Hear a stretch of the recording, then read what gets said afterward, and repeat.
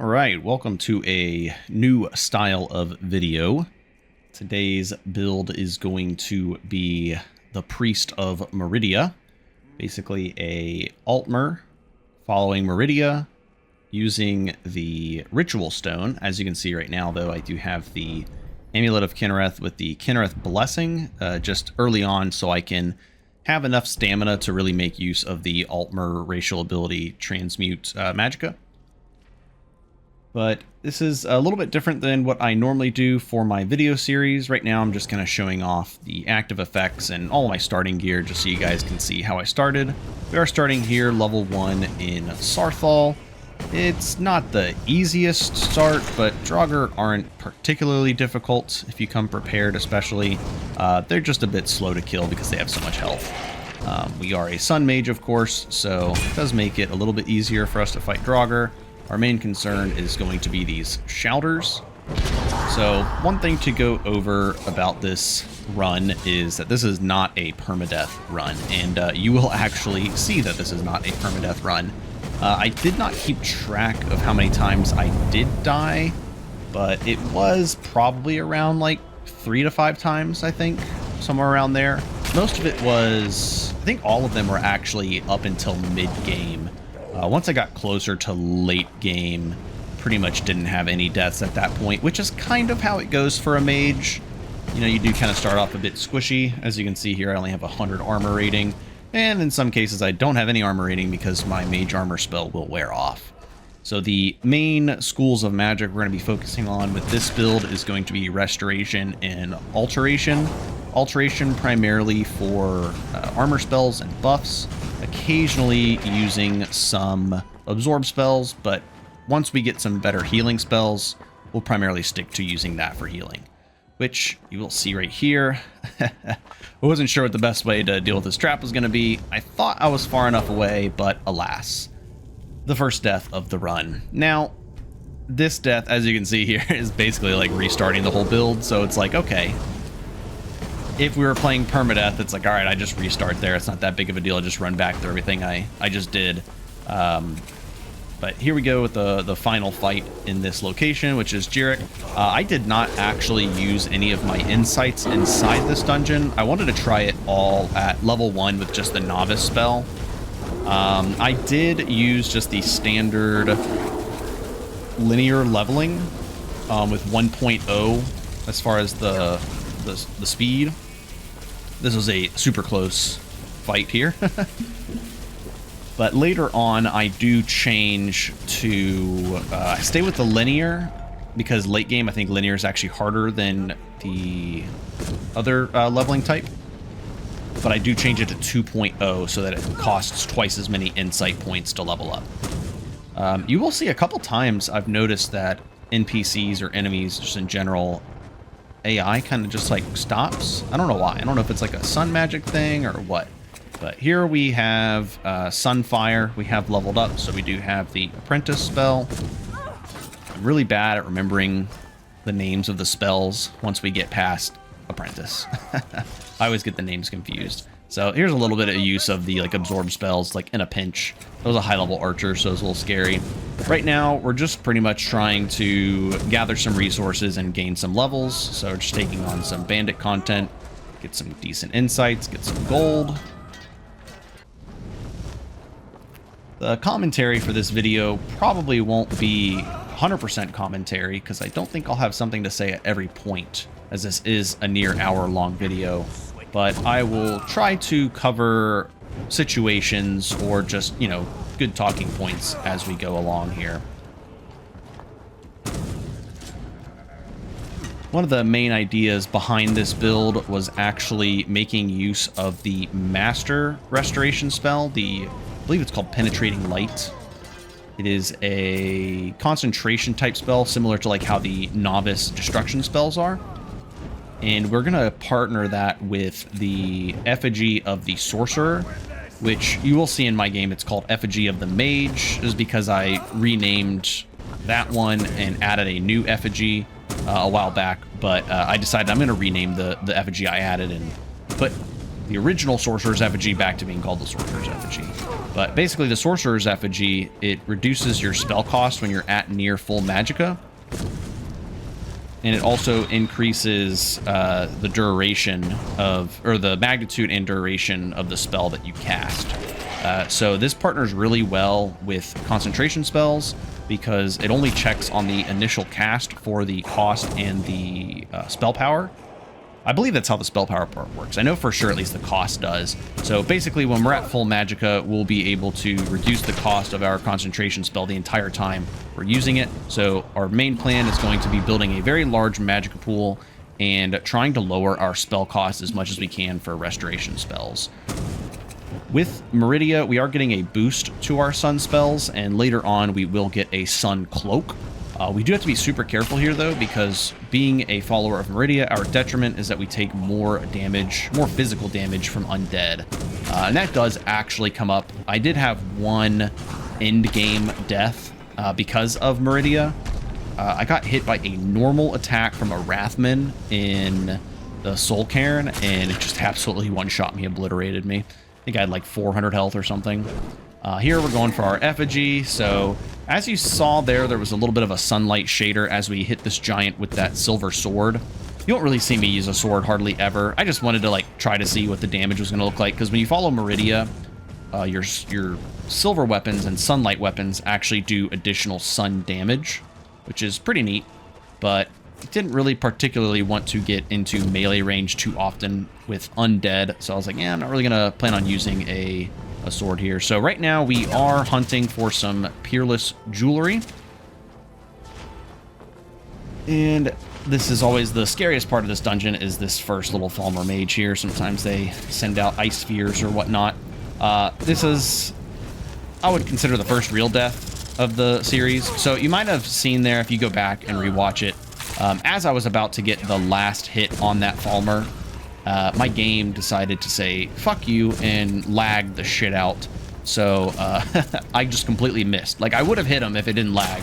So I would have had the kill there. So I was like, all right, my second death or first death, it's like barely even felt like a real death. I think the first death that actually felt like a real death, I don't even remember. I just remember the one in Soul Cairn. That one felt, I was like, yeah, that one, you know, that was my bad. You'll see here how strong the sun spells really are.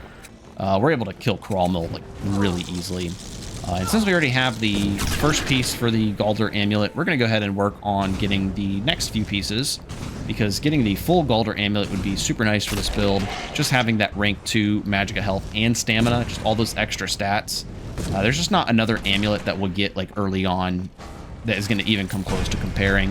I think this final fight here is probably one that could use a bit of a change to be a little more difficult, particularly the mage and the archer. I do think that the first one here against McCruel is pretty fair, pretty balanced, but the other two, they're pretty much a cakewalk.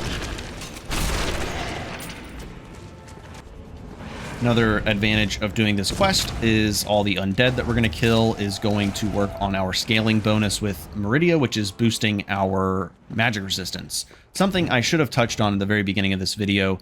I am playing with a community plugin that someone made on Discord that changes the detriments of Altmer. Instead of being elemental weakness, it's now magic weakness, like it used to be in original Requiem. Although in original Requiem, I think it was something like 40%, which is absolutely absurd. Maybe it was less. After this playthrough, I did determine that 15 magic weakness was just not enough. I think it should be like 25 probably. I think I was going to try 20, but I think 25 would be more fair. 25% in each element is a bit much, in my opinion. I think I might even edit the amount of starting magicka that Altmer get, just to kind of offset that detriment not being as bad. But either way, I don't think it was going to make a huge difference for this build, because we were going to be stacking magic resistance either way. So even if we did have minus 25% to each element right now, we would have technically an additional 15 MR the entire playthrough, which would have opened up a ring slot enchantment a while back. But speaking of rings, the reason we're here right now is because we're going for another Mysterious Chest Peerless ring, and we do get lucky. I think the first one we got was a Peerless Stamina ring or something, but we do get the Ring of Nullification here, which is exactly what we needed, because that is pretty much the ring we're going to wear for the entire playthrough. So 22% magic resist goes a long way. Another big skill that we're taking advantage of on this character is Alchemy and a little bit of Evasion. You will see a build planner link in the description that'll show you the end game skill setup. And here we're just going for the Sailor Repose effect so that we get stronger healing. And then in Movarth's lair, there is a Master Restoration Robe.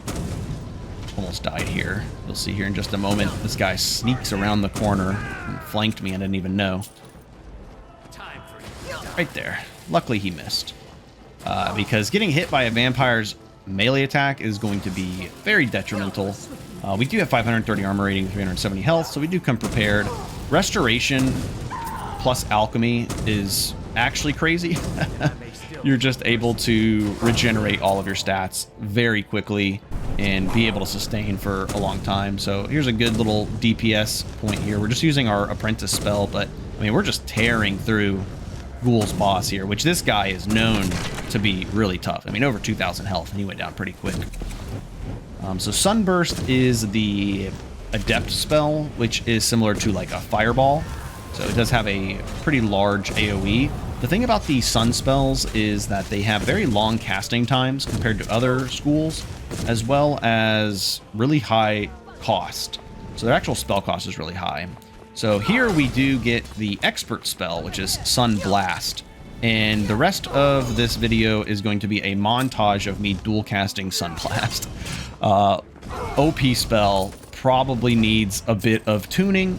Granted, you know, we are Altmer Ritual plus Meridia. We did switch to Meridia pretty early on after the Kinnereth in the beginning. Here we're going for Meridia's Beacon, which is why we're even doing this dungeon, and little gear checkup. Got the Master Robes, the Justiciar pieces, and still have just a regular Circlet of Magic. I think we started with that, and then a couple stays, and just going over some of the spells we have. Predator's Might was the MVP shout for this playthrough. I don't think I can ever not use that shout again on a mage. And look at that damage. 425 on a single cast, but it costs 235 magicka. More than half my magicka. So for a while, the only way I'm able to dual cast this is if I'm in combat, because the Ritual Stone also lowers the cost of the first spell in combat. Or not the first spell. It lowers the cost of your magic spells when you're at near full health in combat. So that kind of works hand in hand with the Sorcerer's Effigy, but it requires you to be in combat. So I do have to wait. And if you see my magic regen out of combat, it's quite insane because the Ritual Stone does increase your out of combat magic regen. So the Malkrin fight here, this is probably one of the easiest Malkrin fights I think I've ever had. As far as like dealing with his shades, Sunblast is just, it's so funny. I love that spell. We do have this Staff of Frost Atronachs that we found in one of the Falmer dungeons, so this does come in pretty handy. I try not to use it too much, because it's not really a restoration spell. Malkrin kind of got a little funny here. I don't know what it was, but I mean, I knew he was going to go down easily.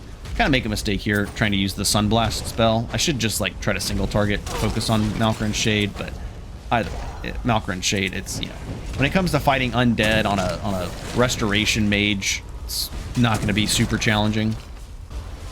But with, oh yeah, I can't believe I survived that hit there with the Ghoul's special boss here.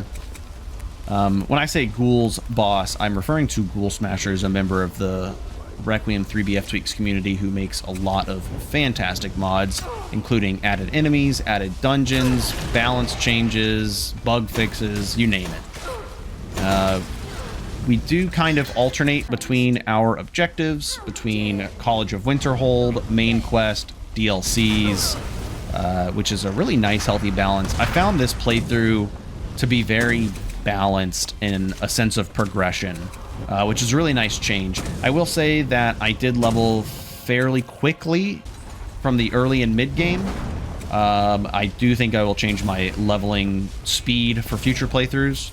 But late game, when you're doing stuff like Blackreach or Soul Cairn, those places just absolutely destroy your sense of progress, and you just become over-leveled too quickly. So I wanted to double the leveling requirements at that point in the game. Getting our first taste here at an Enchanted Sphere. So the Sun spells in current F-tweaks don't have a small damage over time like the elemental spells do. That is something that will be changed in a future update, but I did get the bug fix change, if you want to call it that, so that they do a small damage over time, which does mean it helps with those regenerating enemies. Otherwise, we can use things like Marked for Death to help stunt their regen, or as you saw there against the Enchanted Sphere, I was even using shock powders, which we can make because we are also an alchemist. And moving on to some DLC content. Yeah. More Sunblast montage. Low-Keel getting one shot. I did 1181 to his 1025, so just enough to one-shot him. I don't think the gargoyles count as undead. They don't seem to be taking as much damage, but I mean, we're still doing decent damage to these guys. One thing to note about Meridia's cloak, which you will notice throughout the playthrough, is I will also have Absorb Health Cloak on, because Meridia's cloak does stack with other cloaks. And this does include the Sunfire cloak. So in some cases where I just want like a lot of damage against undead, I'll just double stack Sunfire cloaks. At this point in the game, I really want to get the Dremora Butler. I want my own personal storage chest to follow me around. Also, you get perk points for completing black books. We actually end up doing the majority of the black books on this character because of the additional effects, like the Path of Sorcery.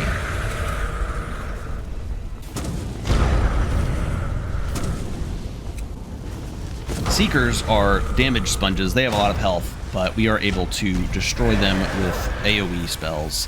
And at this point, I think we just made it to Master Restoration, which you are going to see in just a moment as I deal with these Frost Atronachs. And you will also see me use Arcane Disjunction a lot to lower enemies' magic resist so that our sun spells do more damage.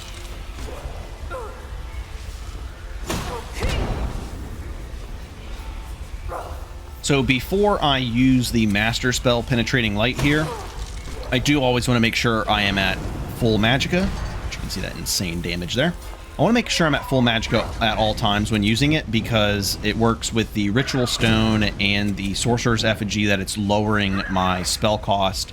And then the Sorcerer's Effigy, of course, is giving me the spell power. So it's very important that I'm always at full magic when starting to cast that spell.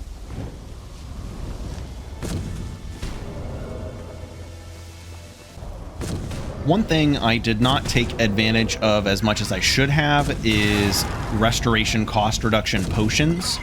Towards the end game, I really do use them like constantly, but I should be using them like pretty much on every boss fight, in my opinion, because at different points in the game, it could be anywhere from 20% upwards of like 38% in the end game. I mean, you can just see this crazy damage here against Azadol, but Azadol, I guess, has some surpassing healing potions. I don't think I was aware of that. We do have Heal Self 4, which once you get to this point, being an Altmer doesn't really matter as much because instead of using the Altmer Transmute Magicka spell, you could just use the Transmute Blood spell to turn your health into Magicka, and then of course Heal Self. But with Altmer just using Stamina, I guess it's a little bit safer. So this is one of those instances where I could have used a Restoration Potion, and I would have been able to take down Azadol in one cast of Penetrating Light. But as long as we maintain Heal Self 2 when we're taking hits from these weaker Draugr, our health bar is not even going to go down. So I took a forward power attack from that slided there. I do have the Evasion perk at this point that gives me a chance to ignore physical damage. I think it's a 15% chance. It could be 20. I really enjoyed using the penetrating light spell. It made me feel very much like Goku. I've got this this glowing yellow aura around me, and I'm using this beautiful beam aura. It's like a Kamehameha wave. And then like my sunfires are like little discuses, whatever you call them, that they shoot. But I mean, at this point for the rest of the game, it's pretty much I'm either shredding single enemies with penetrating light or destroying large groups like this with sunburst if I have enough magicka. Obviously these guys, there's just so many of them that I was running low on magicka, but I probably should have just popped a restoration potion here and hit them all with a sunburst. This is one of those instances where I don't know, sometimes I get a little too stingy with my resources and not using them. Even though this dragon is considered undead, he has a ton of health, so this fight did last quite some time. I think I do cut out the big chunk of me just shooting sunfires at him. Or maybe I use penetrating light. I guess we'll see. Just gotta be careful because there's our dragon priests over there. Not that I'm worried about dragon priests, but don't really want to fight two dragon priests at the same time we're fighting a skeletal dragon.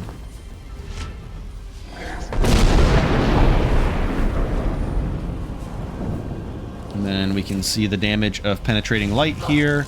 This is where I should have used a restoration potion. With the restoration potion, would have gotten a lot more damage in there, but you can just see that we just burned through our magicka without it. And then using channel magicka at this point in the game, it's not nearly as fast as it used to be because our magicka pool is so much larger than our stamina pool.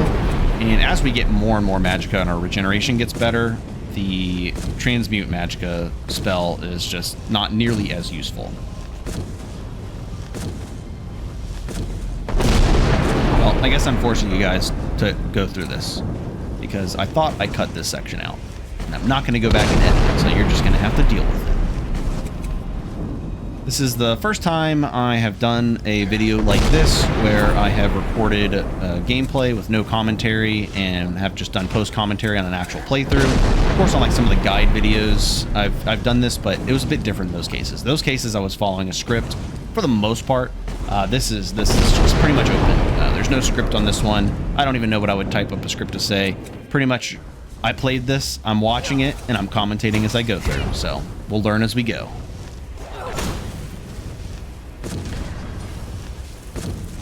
The damage on these dragon priests is... That's when I realized, I was like, man, I just shred dragon priests. So pretty much the rest of Labyrinthian in between the first room and the last room is just really uneventful for this build at least. So not really much of a point in showing it. And that happens a lot with a lot of dungeons. You know, there's just not much Ascension showing a lot of what's going on. Once again, I'm going to probably say this a lot, but this is one of those instances where we should have just used a restoration potion here. Been better off.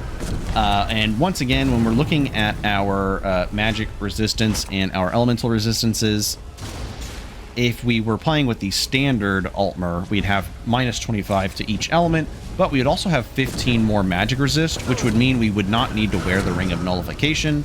We could go with a different ring, we could go with different boots. Later on, once we get like the Archmage boots, it really doesn't matter, but for the most part, I don't think it made a huge difference. And here we did take the potion, and you're going to see why that's effective. Because we just absolutely shred Morikai. Time for Onkano. I was quite nervous for this fight, because fighting Onkano with magic is actually a huge pain in the ass, because he does have absorb chance.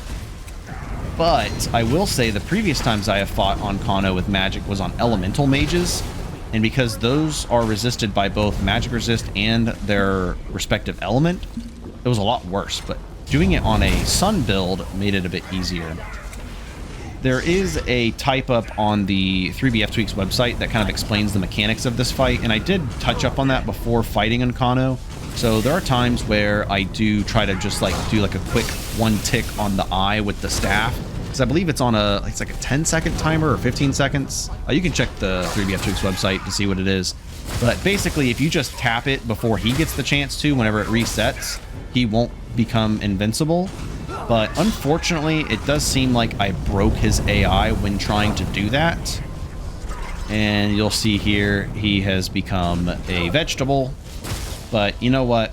Unkano has cheesed so many of my characters, and I don't even feel bad at all. I wanted to see what kind of damage we would do here. Yeah, I think we were going to win this fight regardless because, you know, we do some pretty insane damage, and our sustain is near endless. The only potions we had to keep up there, I don't even think we needed to keep a magic resist potion up there, but I think we were anyways just to be safe. I know I have some Dindu Laud issues with my Blackreach. I don't know how to fix it though, so we just deal with it.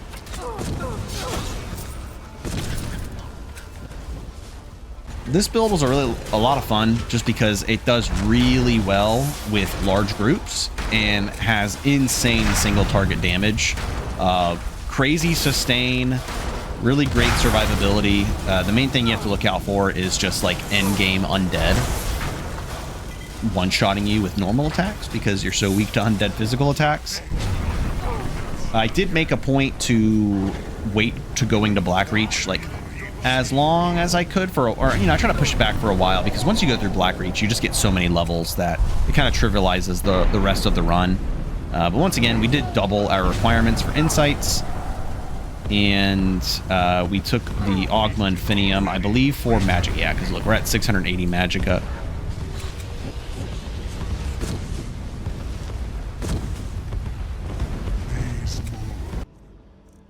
And we are getting ready to go to Skulldolphin. So you can see here we have the Absorbing Cloak. So we could double up with the Sun Cloak plus Meridia, but I like the Absorbing Cloak just so we can get some health regen while we're fighting like large groups. You can kind of just stand in a large group, and because you're absorbing health from everybody, you just have really good survivability. I'm not going to go over every piece of gear that I have there. You can pause the video at those times and kind of check to see where we're at. And montage time. I love this spell. Sunburst, also a really good spell. Really, even the first two spells, the Novice and the Apprentice, they're good, don't get me wrong, but the Adept, the Expert, and Master, just so good. So strong. We are stacking a lot of Sun spell power, though, because of, you know, Meridia, Ritual Stone being an Altmer. So that definitely plays a role into how strong this is. Now, Nokrin, I was not expecting this guy to be such a pain in the ass. He was getting me pretty low with all these shock attacks. I should have taken a shock potion, but I was being stubborn and not really paying attention. I kind of get this way once I get to this point on some characters where I just decimate my enemies. So I'm like, I don't need to worry about defense because my offense is so good. This is one of those cases where, you know, you should just go ahead and take the potion. I've got practically endless ingredients to go pick from, so it's not really an issue. And I'll never not get tired of doing this to Dragon Priests. Kamehameha. And we're going to pick up Nokrin's mask there, and that's going to be the mask we wear for the rest of the playthrough. His mask gives you 150 Magical Rank 2 plus... I think it's 20% reduction in resto and destruction spells. So super useful for this build. Obviously, we don't care about the destruction side of things, but 20% cost reduction on restoration spells and getting 150 magicka. As you can see, we are now at over 800 magicka, which is just absolutely fantastic.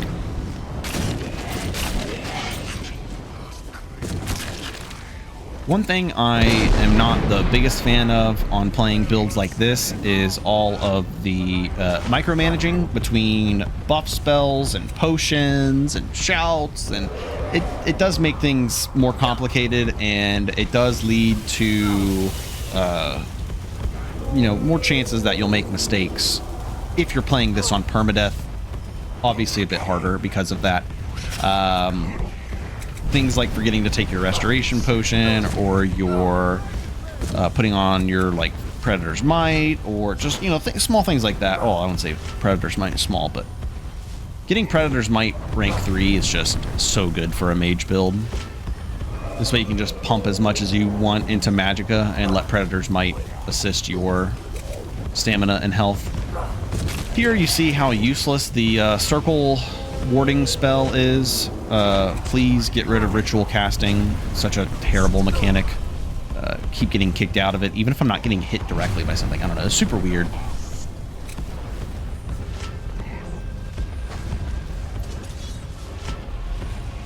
The freaking Draugr summon there blocked the dragon from getting hit by the arcane disjunction.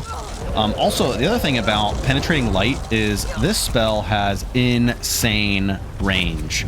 I need to test to see how far this thing can go, because I almost feel like it's endless. It can hit from super far away, which you'll actually see later on. We fight some dragons like that, where we just shoot them out of the sky because we can just follow them wherever they fly.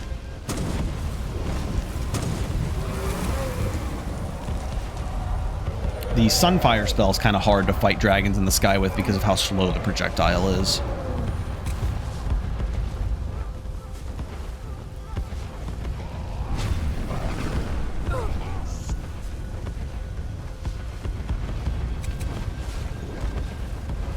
I think I actually do have the restoration potion up. You can look there in the top right. You can see all like my active effects.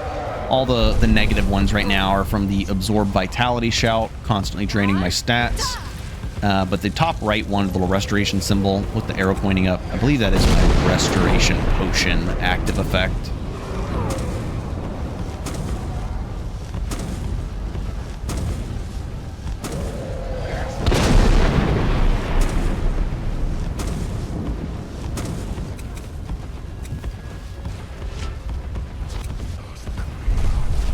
So you can see the equipped power below, Secret of Arcana. I believe I activate it right here. So I'll take the white file, and that little green effect you see go around my character, that is the Secret of Arcana spell. If I remember correctly, it increases magic regeneration and lowers spell cost by like 20% for 30 seconds or something along those lines. Basically, I'm just stacking that with, or maybe it like makes spells last longer. I can't remember. I remember it benefited using penetrating light with it, so that was kind of the idea. I did not have my restoration cost reduction potion active on the first hit for Alduin. If I did, we would have gotten a lot further. And then with the white file, we get another 100 magicka, because I did take the magicka white file effect. So that gives us like extra, I think it's like 20 magicka per second restored and extra 100 magicka fortified. I might be confusing some of these effects put together, but we got a lot of buffs going on, basically. So here the important thing is just making sure we get him stuck on the ground. So we would have definitely had him in 2 casts of Penetrating Light if we had the Restoration Potion up the first time. Actually, looking at it now, I don't even have it up right now, so... Once again, there's just so much going on with a build that has all these buffs and all these options at your disposal. It's easy to miss some of the small things, like taking a singular potion.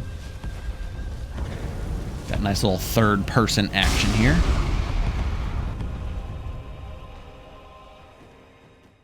And that's it for the main quest. And now we are on to the Soul Cairn.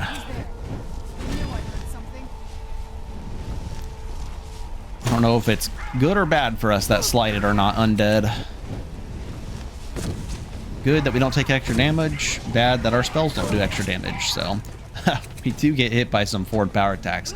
We take a lot of damage. We got pretty lucky with our evasion skill nullifying the damage in some cases. That does come up more oftentimes than you would think.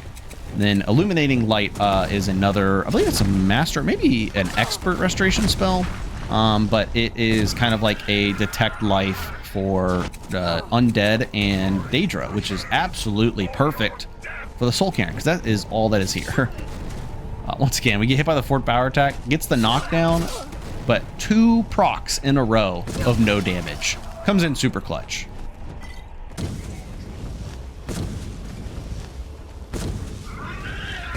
So, I mean, we're looking at about 4 casts of dual cast Sunfire to take out a Slighted, which, I'll be honest, is really insane damage. The damage output on this build was a lot more than I was expecting it to be.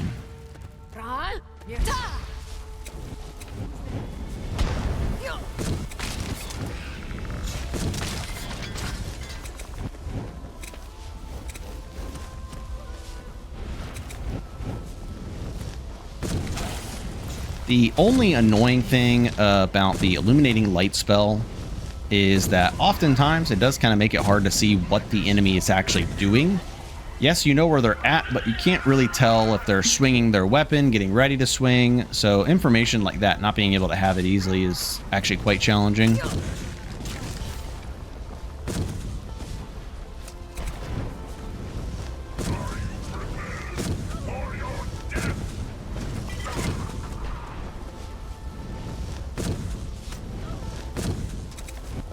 Some great aim I have there. That's something else. The Sunfire spell has a very weird... I don't even know how to describe it. Whenever you shoot it, if you like move your character at all while shooting it, it does not like to follow the path that you think it's going to. It is a very difficult spell to aim. I can say that much.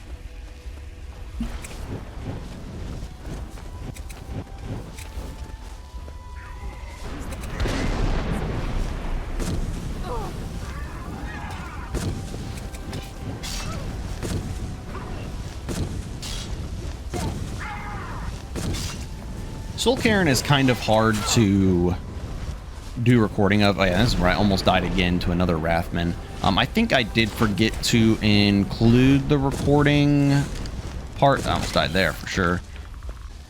Yeah, I think I forgot to keep the clip of where I actually died in the LORKHAN. I believe we've already passed it.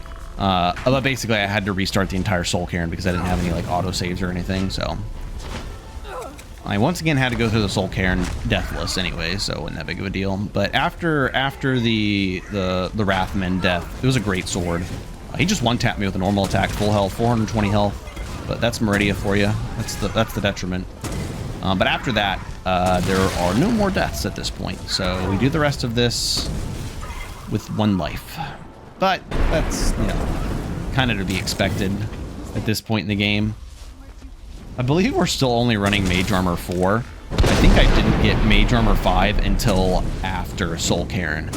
Because that was something I kind of wanted to limit myself on, was 100 Alteration. Because 100 Alteration is just so strong. Mage Armor 5 is just such a game changer. I think I waited until after LORKHAN to get Mage Armor 5. Because after this is Forgotten Vale. And I was like, yeah, if I'm going to be fighting all those Falmer with the bajillion arrows, I want Mage Armor 5. Also, we killed Durnavir with 1 cast. See ya, Forn. And we actually get to make use of Transcendence on Self, which is Alteration's invincibility spell. Kind of like the Shout, become ethereal. If you interact with anything, it does, of course, deactivate it. Or if you cast a spell or anything, but it does last a decent amount of time. So we are able to use our cloak here to whittle these enemies down, which is not really what we're aiming to do. I'm actually just trying to group all of these guys together, and then I'm just going to release one big-ass Sunblast. That was the main plan here. But what we could do is we could just have Transcendence on Self go the whole time, and then use our double cloak to kill all of these guys. And then if we get low on our Transcendence timer, we could just run away and recast it. And kaboom. Oh, that was so satisfying. My game lagged the hell out from doing that, though.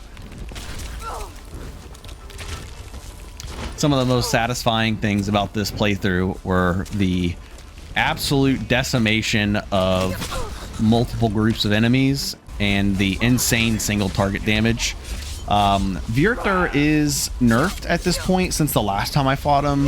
His dagger, I believe, does less frost resist damage, and he's no longer completely immune to sun magic or magic in general. I think in some cases I think it was just sun magic, but you could see there, he might need some more defense against sun magic because he got absolutely decimated. I didn't expect to do that much damage. I was really worried about the Vierthur fight because I didn't know how much balance change he got. If he was still going to be really resistant to sun magic, but I do think that maybe he could get some more resistance there. We did hit him with the Arcane Disjunction, so that definitely played a role. So I actually had to do the Harkon fight twice because I bugged him the first time. I actually killed him in like 5 seconds. Or it was like 10 seconds because I hit him with the penetrating light and he flew up to his spot up there above the altar, and I was able to continue hitting him with penetrating light even after the bubble was there. But I did test it to make sure it wasn't like just going through the bubble. I guess if you have a concentration spell on him before the bubble goes up, it will continuously affect him until you stop. So if he has the bubble up already and then you start your spell, it's not going to work. So you'll see here, he actually takes some damage while he's up there. I could have continued it and kept dealing damage to him, and it actually would have killed him because he's just a sitting duck at that point. But I wanted a more fair Harken fight. We did get kind of a cheesy Onkano fight, but I also just really hate the Onkano fight, and I really enjoy this fight. This is one of the more fun fights in the game. It's, I don't know, it's like an organized chaos. It's just, I don't know, really cool fight. I really like it. And I thought he was going to pop up at any point, so I just kept the penetrating light spell going, but he did not. He's so menacing when he just runs at you. I will say there's a lot of times where I'm like hitting enemies with Arcane Disjunction, and there's honestly just no reason to. Like, I could just skip it. I could probably just hit him with penetrating light and it's going to do a fuck ton of damage regardless of Arcane Disjunction. Against enemies that have a lot of magic resistance and are not undead, those ones I for sure should be using it against, but there are times where I'm using it against an enemy that, you know, is on a quarter left of their health. It's like, okay, why am I using this spell? Just a little tunnel visioned.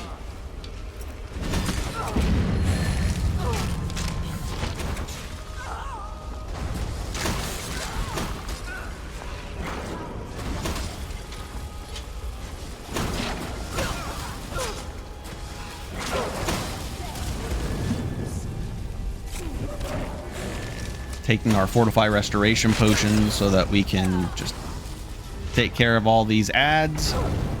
And this is one of those moments where it's like, why am I hitting him with Arcane Disjunction? He has like 5 health left. Just kill him. And we beam him to death. Into the negatives. And that's Harken down. That leaves our boy Mirak. You will die. And with the power of your soul, I prove it.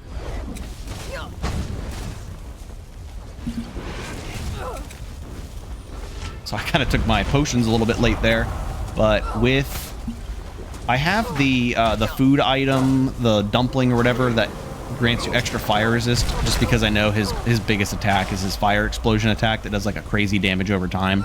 So I wanted to make sure I had my fire resistance absolutely just beyond capped out, because I believe he lowers your resistances if they're under a certain threshold. I wasn't sure the exact like math and everything, so I was like, I'm just gonna go overkill.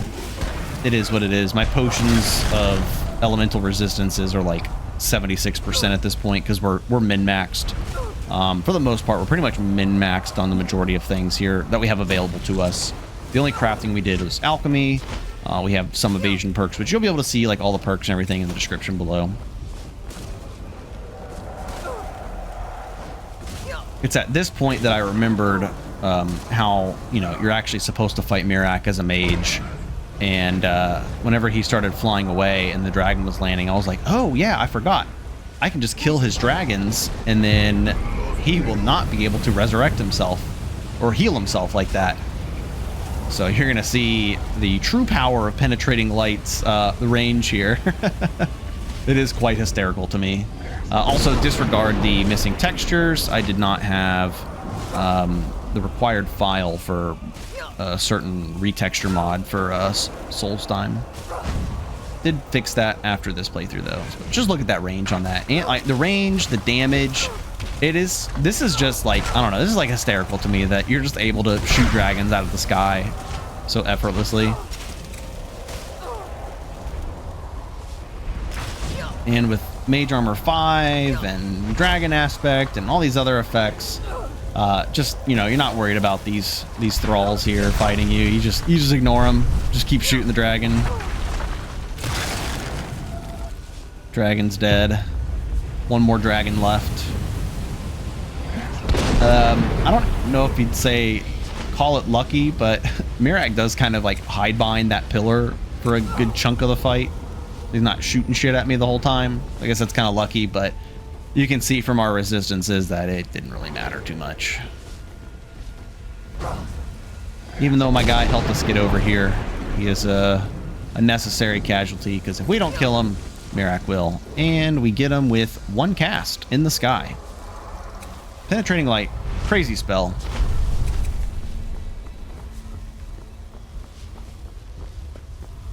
And then there was one.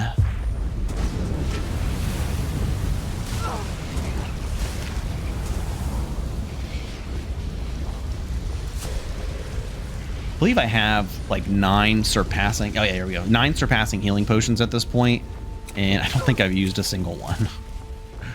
We will soon, though. Trust me. For those of you that are familiar with the 3BF tweaks overhaul, which I'd imagine majority of my viewer base is, just look at this damage when I'm actually hitting them. It's crazy. This is not the end. As you can see, we still have so much time to this video. Surely the rest of this video isn't just us fighting Mirac.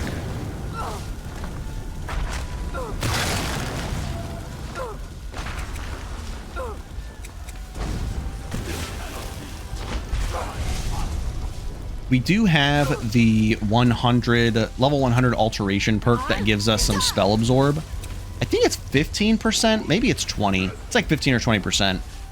That comes up so frequently. Spell absorb in the end game is nuts, because you have crazy resistances, so you're not taking a lot of damage most of the time from spell attacks, and there's so many opportunities for you to get that 15 or that 20% absorb. So it just tops you off more often than not, and then you can just heal it right back. To escape me, Mirac. You can hide nothing from me here. And after killing Mirac, I actually do take his robes, because I think he has spell power on his robes, if I remember correctly. His robes are just like an improved version of the Archmage robes, so that's what we go for. So with our strange scroll, we cast it here at the throat of the world in the time wound, and we prepare ourselves for the second most difficult fight of this run. I was a little nervous here because I was quite close to the edge there, because I was like, if he hits me with one attack, I'm just dead. We do have 500 health though, so but Transcendence on self, just to kind of give ourselves some positional advantage. I'm just trying to assess the situation and see what's going to be our best course of action. We're going to make use of this terrain here, because fighting Osseberg one-on-one, face-to-face in melee range is just like always a mistake.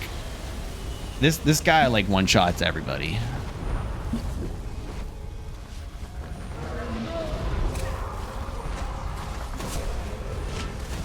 So we're going to use our Secrets of Arcana.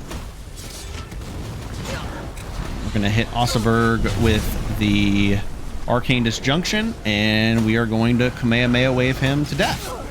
I believe this is all in one cast, thanks to our Spell Absorb. If I remember correctly, we'll find out here.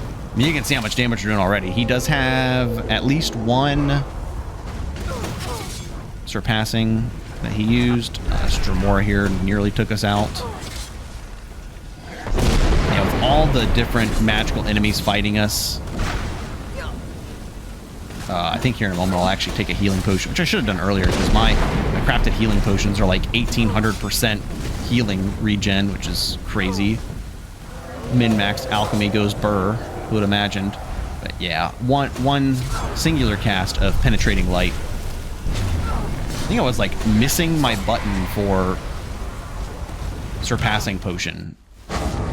Somehow we survived there. But the real final battle is El Manu the Probable. And once again, what a shitty fucking mechanic. Circle of Warding, Ritual Cast, it's not even worth going for. I couldn't remember how many enemies in here were going to be undead.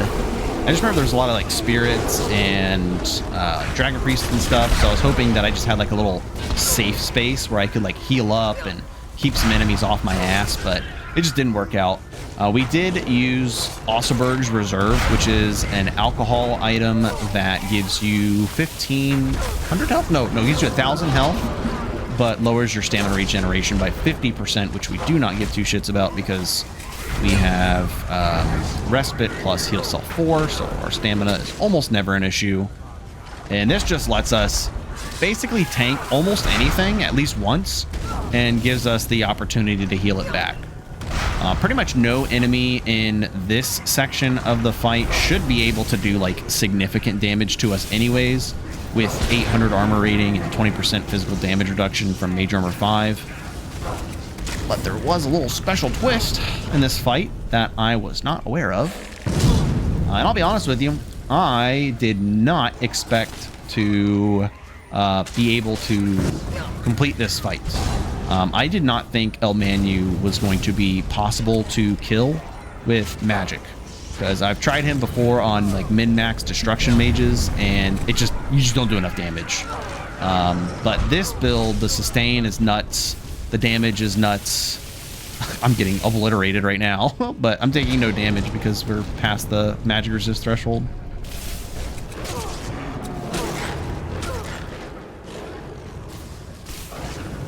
Damn werewolves, a pain in my ass. I'm not sure if it's even worth like killing any of the enemies, maybe some of them, but he does just summon them right back. And we're having a little bit of a laser beam challenge. Laser beam duel. For shits and giggles, I think sometimes I just stand right in front of it because it's funnier. It looks like he has some surpassing potions as well. There are also times where I stand in front of spells to get hit on purpose in hopes that I do get the absorb chance proc, and then I can just get my magicka back and continue my cast.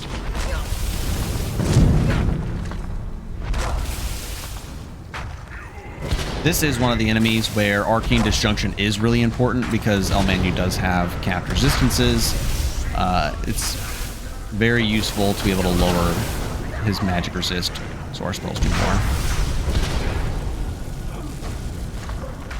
Yeah, once I saw the damage that we did to him and how good we are at surviving, I felt pretty confident about this fight. I took my surpassing magicka potion there because I was like, yeah, we're gonna end this right now. This is over. And well, El Manu has a little trick up his sleeve that I was not prepared for. And he summons Osseberg's Shade. I think it's like two enemies here. It's like Osseberg and Osseberg's Shade. But you're basically fighting like a full powered Osseberg and like a mini Osseberg at the same time. As you can see there, his forward power attack is doing something like 1,300 damage through 800 armor rating and 20% physical damage reduction. My guy does some nutty damage. And I'm not too sure that if you even kill this Osseberg that he stays away forever. I have a feeling that El Manu can probably resummon them. So I think at some point, yeah, it looks like it's just two shades, but one shade is definitely stronger than the other, or at least has more health. I'm not sure if that was in the intended direction, but I think here pretty soon I'm going to try to shoot off some sun blasts to see if I can get some damage on El Manu as well as Osseberg.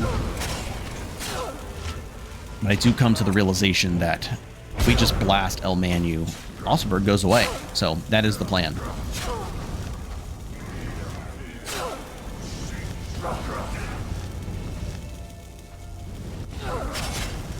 So here in just a moment, we're going to figure that out, but this has been a really fun build. Really enjoyed this playthrough.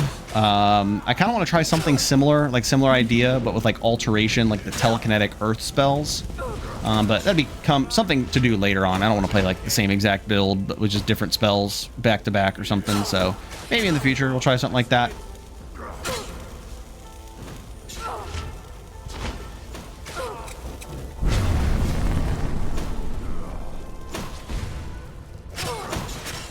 This is where I had enough. I wanted to make sure my Predator's might stayed up. And I was like, all right, This guy's a pain in my ass. I'm just spamming my dodge and trying to get the fuck away from him and spamming heal self. I don't even get a chance to attack properly.